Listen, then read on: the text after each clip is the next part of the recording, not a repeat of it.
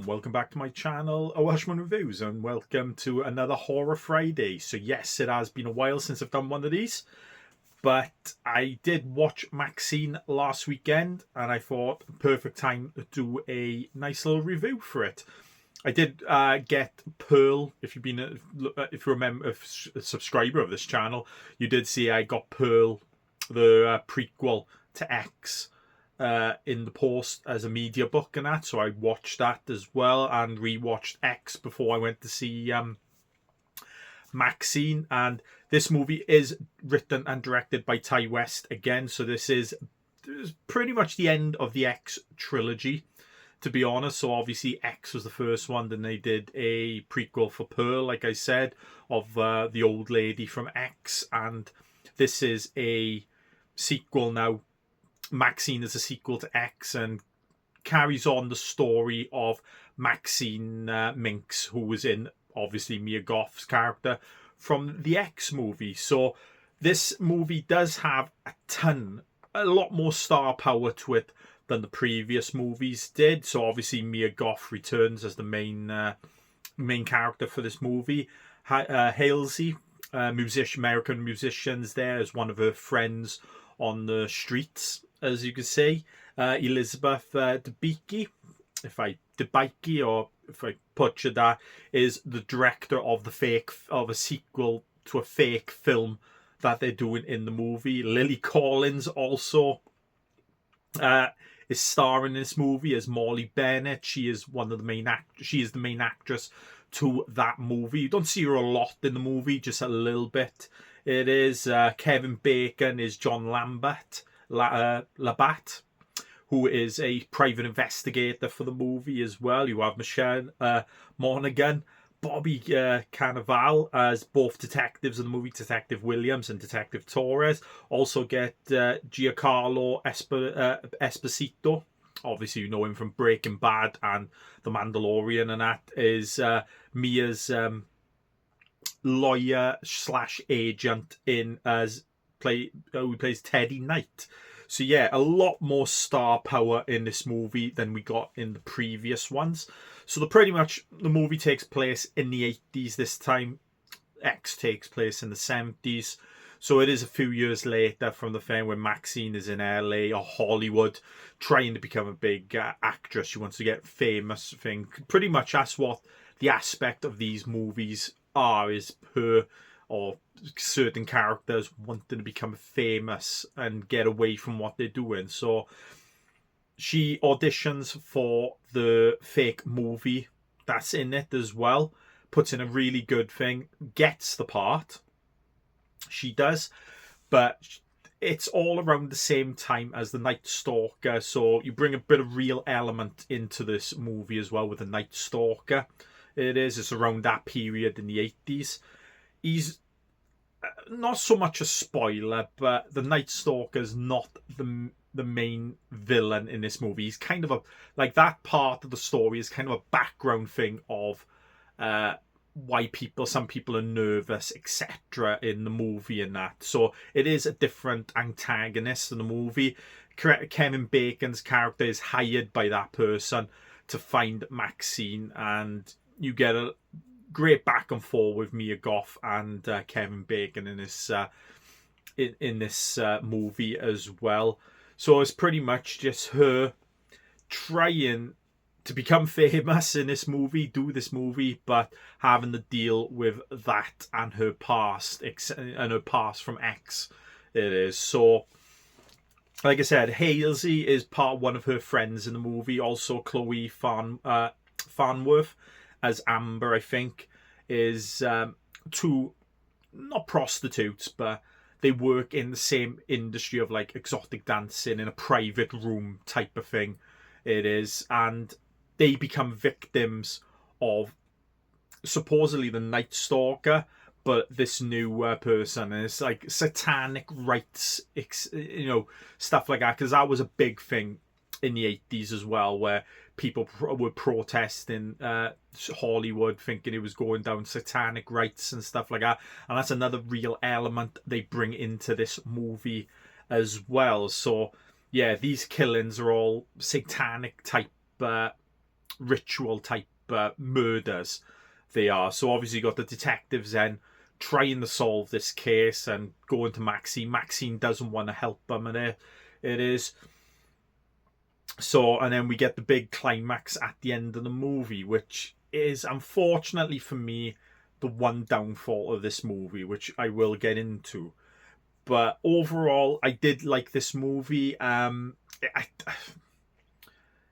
It's very well made, and I enjoyed the first 2/3, or maybe more than 2/3 of the movie, until we got to the climatic scenes at the end of that. Like, the acting is great all around. Mia Goth is the standout, obviously, of this movie. I think she does an amazing job in this, and yeah, I can't wait to see her in more stuff. And she does play the pretty much the she does play the headstrong woman in this one, where she had her bad experience in X and it's just made her stronger. There's a great scene in the beginning where she's walking through the alleyways and all that, and someone's following her, and you think he's going to try and kill her, but she turns it around on him with a gun, and what she does to him, I'm not going to spoil it, because it was the one part of the movie where I had to turn my head, where what she does to the guy. It is, and yeah, watch it, and it was, just thinking about it now just gets to me a little bit. It does. Any man who watches it will feel that. But yeah, she portrays the strong thing, how she's progressed, how she's taking control of her life, and how she's pushing forward. She's like trying to get out of the porn industry, obviously, to push into the movies, are more mainstream. So obviously a lot of actors in life have pretty much started their career off with horror. Kevin Bacon, one of them, being in here as well. So it's a very good message in life and all that, with some actors that, you know, it don't matter what movie you start off in, it might be horror, it might be thing, but it could propel you to the next level. I enjoyed the music of this movie. Obviously, it's based in the 80s, so you've got a lot of 80s music, and even when you haven't got the songs playing in the background, the orchestra music or the synth music and all that is brilliant for this as well. A couple of very nice kills in this as well. Don't get a ton. We do get one with one of her friends who owns the video shop next to where she lives, gets murdered, and it's a very much in the style of a giallo movie. It is, and thinking of that and Suspiria and all that just reminded me of stuff like that, murders from them type of movies. It was, and yeah, it looked very good indeed, with some of the blood looking like kind of like Hammer horror blood, to be honest. Very thick and not as dark red as you normally see in movies these days. It's more of a tiny bit lighter red, but thick, like a bit like paint and stuff like that. So that was good to see in this movie. It does hit very much some of the nostalgia of the period, etc. It does. So yeah, I enjoyed that. I thought it was a very well made film. It did feel like you were watching a movie from the 80s, in my opinion. But yeah, coming to the climactic scene, which obviously I'm not going to spoil, but the reveal of the killer, the twist and all that, I thought was a very big letdown, I'll be honest, for the movie. I was expecting something a bit grander, and yeah, it fell a bit flat for me, the whole end part. But up until that point, I think it's a great movie. So I don't put it above X and Pearl.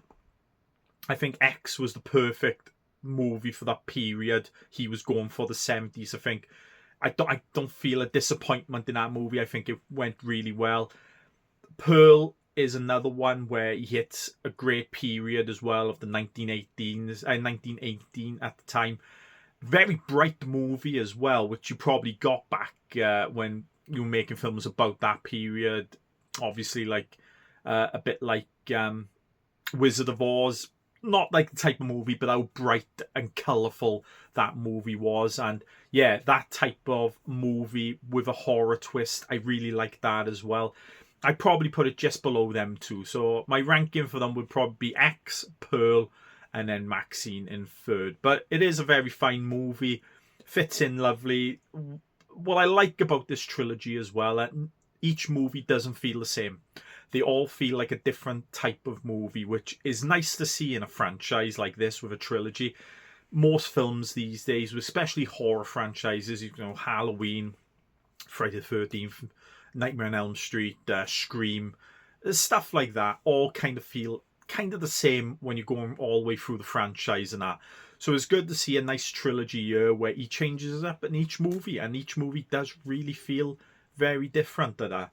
So yeah, I give this movie a solid 7 out of 10. It probably would have boosted up to a 9 and that if it had a really good ending to it. But yeah, unfortunately, that ending kind of sinks it down a little bit. But a really good movie. Really can't wait. I hope Turbine, I never get that name right and all that, who did the media book for Pearl, brings a media book out for this. I'll be landed with that, added to my collection it is. But yeah, definitely a film I recommend you see. And if you liked X and Pearl, I think you'll like this movie as well. It is very solid indeed. If you like this video, give it a thumbs up. Leave a comment below. If you've seen it, let me know what you think, what you thought of it. If you haven't seen it, or you've seen just X and Pearl and you're waiting for this to come out on physical media, tell me what you think of X and Pearl as well, and which one's your favourite and that. I like to know who's people's opinions on these movies and that. And if you'd like to see more videos, I guess, please subscribe to my channel. And I'll see you next time.